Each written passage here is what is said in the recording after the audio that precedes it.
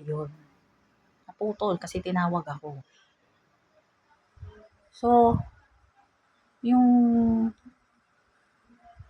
time na yun, sabi ko sa dad ko na, kasi sabi niya na, libre ba yung ambulance? Tapos nung tinanong ko yung nurse, sabi niya, ma'am, may bayad po yung ambulance. Sabi ko, magkano yung ambulance? 15K. So sabi ko, hala po, 15K. Tapos sabi ng dad ko, ay hindi, mag-grab na lang tayo papuntang Asian. So that's what he did. Nag-grab kami. Tapos sinabi ko dun sa driver, sabi ko, kuya, pwede kang lumipad kasi yung dad ko, kailangan siyang makarating sa ER kasi hindi siya makahinga. Sabi ko, yung ambulance is 15K. Wala kaming 15K. Sabi ko na. So, yung driver, he understood. As in, ang bilis niya mag-drive. Tapos, buti na lang, late kasi yun. So, halos walang sasakyan sa kalsada. And we got to Asian in time. Pagdating namin sa Asian, inasikaso na si Papa doon. Ang bilis. Tapos, I remember looking at Papa breathing and he was, yung time na yun pala, no one told me kasi. But that was how a heart attack happens. Yung heart niya talaga, yung parang lalabas siya sa, lalabas siya sa heart, sa body niya. Ganun. Sabi sa akin, buti na lang daw, dinala ko si Papa sa hospital because I would have lost him that night. So yun na. Kinonfine siya. Ako yung nagbantay. And minsan lumalabas ako mag-confine na pag may need akong gawin. Tapos yung second na na-hospital siya, he was admitted because he got COVID. When he got COVID, although sabi nila, if he got COVID, they would have pwede sanang mag-recuperate lang si Papa at home kasi wala naman siyang lagnat. But because of his heart condition, they had to admit him. So, ako pa rin yung bantay nun. And because COVID yun, hindi ako allowed to go out because COVID ward eh. I cannot just freely go in and go out. So, yung food ko, dinideliver ng sister ko. And, yung food ko that time, chicken lang. Sabi ng sister ko, bakit ba laging chicken lang inakain mo? Sabi ko, chicken lang kasi ang kaya kong kainin ng malamig. Kasi sabi ko, pag kumain ako ng pork or ng beef, matutulog yung nun eh. Matutulog yung langis nun. O, diba? Meron orb. Hi, Papa. Gumagawa lang akong video. Huwag kang mag-alala. I'm okay. Tapos, just di ayun, nung natapos na yun, tapos nagkaroon pa siya ng isa pang attack noong August. Na si Papa nun, April, July, 84 na siya nun. Nagka-attack siya, second attack. Doon, humina yung heart niya. Mas humina na yung heart niya.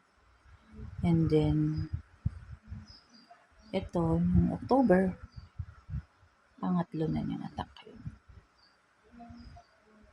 So, ayun. How did I feel? Alam mo, pasalamat ako na I was medicated. Kasi I started drinking my antidepressant again because back then I was getting irritable. And I always lose temper because ang pinaka-frustration ko kasi sa lahat, when Papa was starting to lose his appetite. And grateful ako kay Papa kasi aware siya na he's losing appetite and he hates it because he loves to eat. I always tell him before na, I'm so grateful, Papa, because you always have an appetite and you're eating. Tapos lagi ko sinasabi sa kanya na when Mama lost her appetite and she doesn't want to eat, that was the start of her downfall. Siguro si Papa kasi, he didn't want to go. He really didn't want to go because he wants to meet yung apo niya, si Ravi. He's hanging on to dear life kasi he wants to hug Ravi. He wants to see him in person. Kasi nagkaka-problem kasi sa yung visa ng sister-in-law ko. Hindi pa dumadating. So they were waiting for that. But yun nga. Alam nyo yung nung nasa hospital yung mom ko, I was also medicated. Kaya it was clear to me na ito yung gagawin, ito yung decide. I have to call my siblings. I didn't have time to panic. And I didn't cry as much. I cried. Pero ewan ko, ako kasi, it's hard for me to ugly cry in public. I can't channel my sadness when there are other people. Kahit medicated ako or hindi, it's always been like that. Yung ate ko, nung bumalik siya sa hospital, nung nag-pass away si mama, talagang hagulgol siya. And ako, I couldn't cry like that. I don't know why. Tapos nung sa dad ko, it's the same. It's the same din na I couldn't cry. I mean, I cried, but I couldn't. Nung medicated kasi ako, ganito kasi yun. Kapag, ewan ko kung ganun sa lahat ng antidepressant, but yung antidepressant that I'm taking, it makes me emotionally numb. I don't have anything. Nung namatay si Papa, lumuluha ako. Pero walang pain.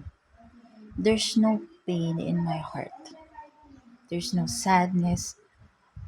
Pero yung brain ko, parang sinasabi niya na, this is a sad moment.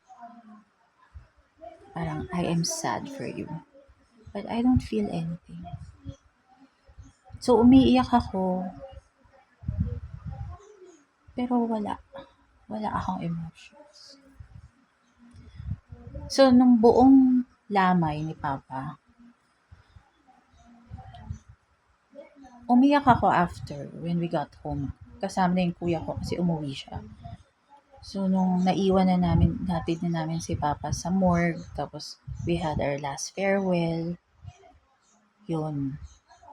Tapos hanggang makauwi kami dito kami nag-collapse lahat. Tapos, when that happened, hindi pa rin ako makaiyak ng todong iyak. I am sad na he's not here. I am sad. I was getting separation anxiety that time. Tapos, sabi ko,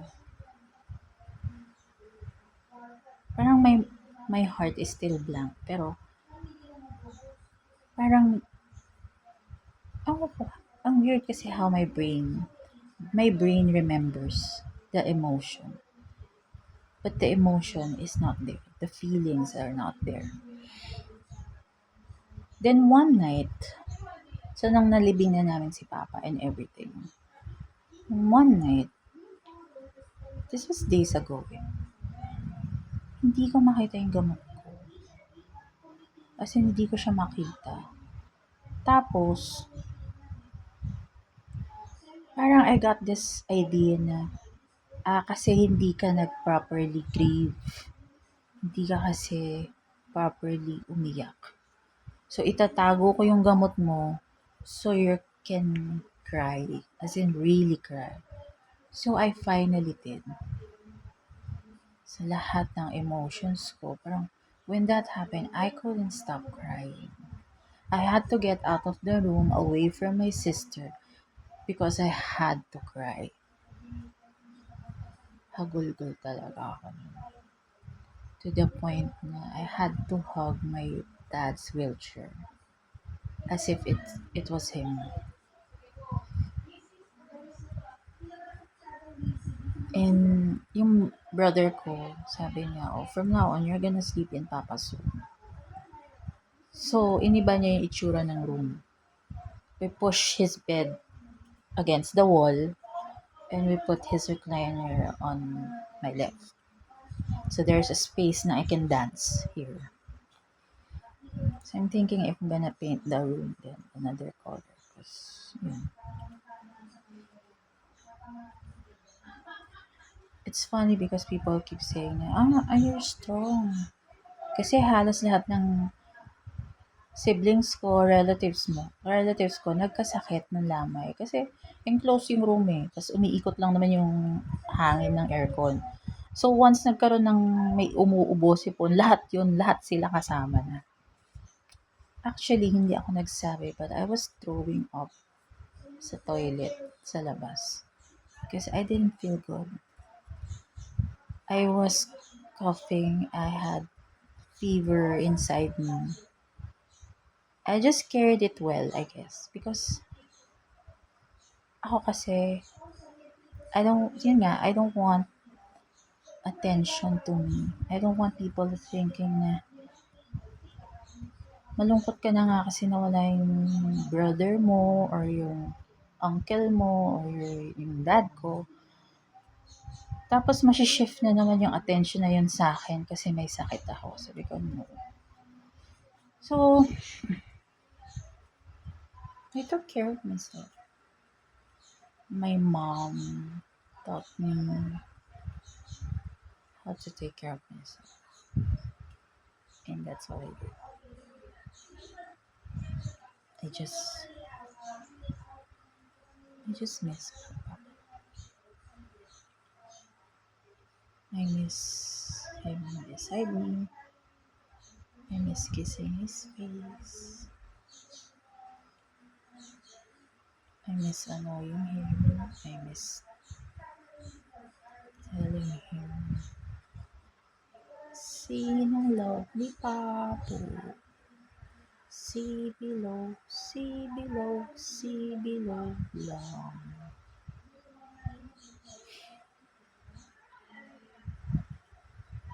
So, ayun. I don't know if this video has a lesson to say or has anything.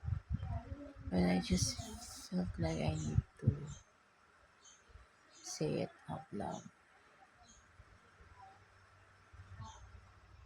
Even now, I'm medicated and my eyes, I can feel my eyes welling up with tears, but there's no feeling. Ayun. Hopefully, this coming days, I'll be able to make videos again. Please find me viewers. Sige na, may mga taong walang ginagawa at all pero may viewers. Diba? Take care everyone.